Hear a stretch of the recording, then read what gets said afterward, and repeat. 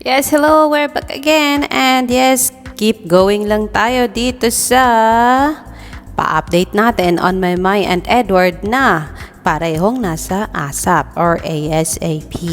Ito ang itsura ng past ko ay sa future kaya, sabi ni Unwritten Melody.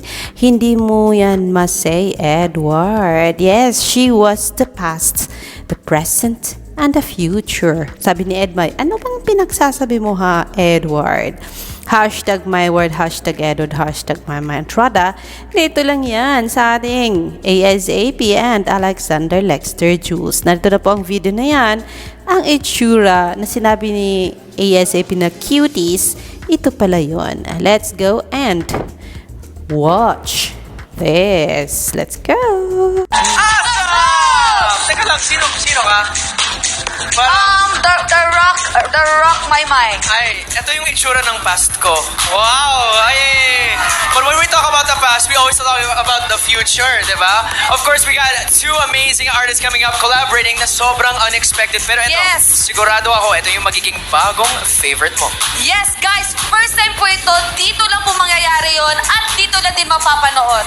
That is right. Ladies and gentlemen, we got to continue our Christmas celebration. James Reed and the rock icon, the one and only, Bow! So, yun po mga kaibigan, ang past ni Edward at ang kanyang future, walang iba, kundi si Maymay. Aba, dito pa lang maka-MayWard na si Ms Velasquez. Yan ang sabi ni Nil. Kaya binalik niya ang past ni Edward. Let's go. Ay, hindi pala! Maraming salamat kasi ito favorite couple ko din. Dalawa. Wait. Mas pilang ginoona sila, oy. So, you're kind of confirming favorite couple. Bakit hindi pa ba? You're confirming favorite couple. Eh kasi umami na sila sa akin. Ay, hindi pala!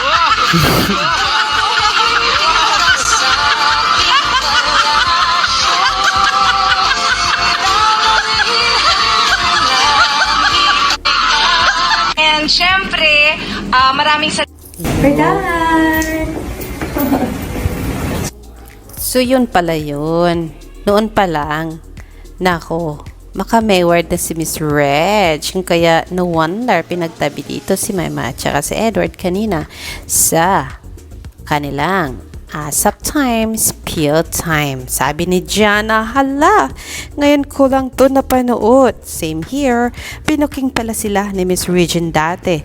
Shocked silang lahat eh. Wala silang masabi kaya hayon, nahulog si Robbie Domingo na tumba. Hindi inaasahan ang sinabi ng isang Ms Velasquez Alcacid. Tika, nagwawala ba ang mga hashtag MayWard fans dyan sa tagpong ito? Huy! Mga puso nyo ha, ingatan nyo. Sino pa namang hindi? Ganito sila ka-close oh. At silang dalawa lang yan nagsispiel kanina mga kaibigan. Kung kaya, happy po ang lahat dahil dyan. Sayang at wala pong TP kanina mga kaibigan. Kasi nga po, sobrang saya ng ASAP with Maymay and Edward. Isa pa itong moment ng MayWard kasama si Beanie and Kuya Robbie. Let's go and watch this.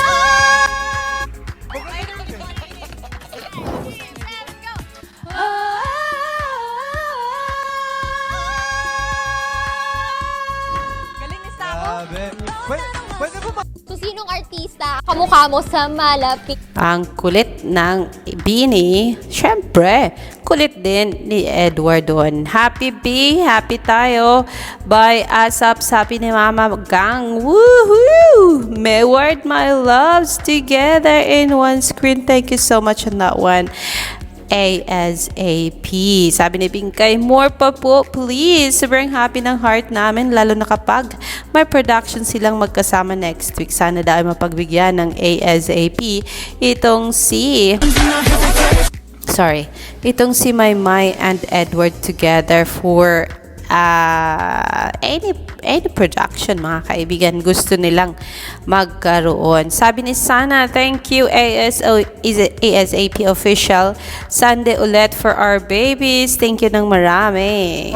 every year, at lalo na pag ganitong time na sabik lahat magkwento tungkol po. So, yes, yan po ang ikinasaya ng mga taga-subaybay ni Maymay at saka ni Edward ang makita sila together in one screen, mag-spiel together. Mga gusto ko makakolab ni Sarah, female category, sabi ni David. Gusto niya makakolab ni Sarah si Bini, Regine Velasquez, Maymay and Trata, Denise Julia, Moira de la Torre. Sana daw mapagbigyan sila o mapagbigyan siya sa kanyang kahilingan. Yan po ay ang follower ni Sarah Geronimo. Sarah G back on ASAP. Hashtag Pasko sa ASAP with Sarah G.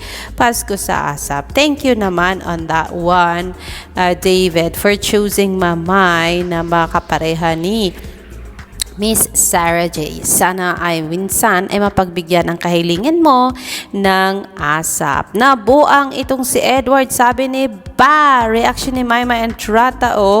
Gusto mo makita ulit? Let's go ulit. Wow! Yo! Welcome back to ASAP! Teka lang, sino ka? The Rock Maymay. Ay, ito yung itsura ng past ko. Wow! But when we talk about the past, we always talk about the future, di ba? Of course, we got two amazing... So, yan ang past ni Edward at ang kanyang future, mga kaibigan, na talagang nagpasaya sa atin ngayong umaga. Kung kaya naglabasan ang mga MayWard flyers. Nako, sabi ng iba, it's time na ba para lumabas tayo? It's time na ba para iparamdam sa management na we are still here? And that, inaantay lang natin ang pagbalik ng MayWard. Nako, kailangan pa ng proof more, mga ka-MayWard flyers. You need to maging active sa social media and call for their comeback.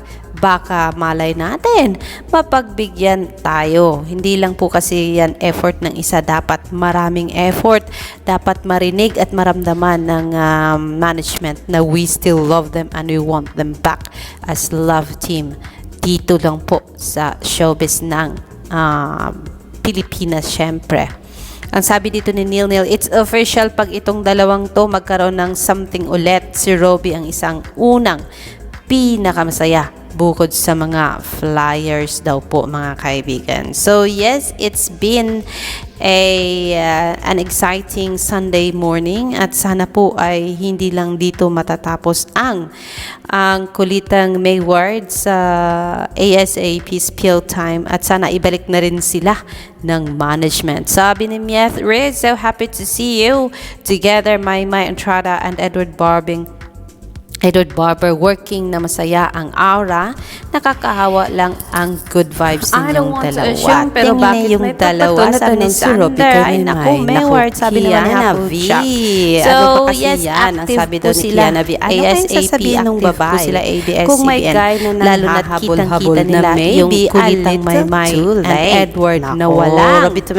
Ano nga bang sasabihin? Tuloy, nasapok kasi totoo at never sila naging hideous sa kanilang pagkakaibigan at sa kanilang pagiging totoo. Ngayon lang ako nagising. Ito ang turo sa kanila para habulin ang mga kilig moments na ito. Pero yes, here is Edward, Mama, Kianavi, and kilala ka na namin mula PBB. Wala kang pwedeng itago sa amin kasi kilalang kilala ka namin Maymay and Edward kung kailan kayo kinikilig from your facial parang naisip lang expression. namin Sabi ni na Tita Lucy it was Hugot, time for the patiently millennial waiting for MayWard perspective na as a parang prod, ano kaya as a sasabihin official ng babae Pasko sa kung ASAP, may please. guy na Ayan. nanghahabol-habol Sabi ni na ASAP, maybe a welcome little mom, too late. Pasko sa Diba? ASAP. Diba? So yun yung naisip namin, yun yung story nung sana. Wow, Ano nga ba grabe. sasabihin? Sikat naman si Diba? Tita Ano Lucy ba yung- Hugot. Nagkakaiba si ASAP official.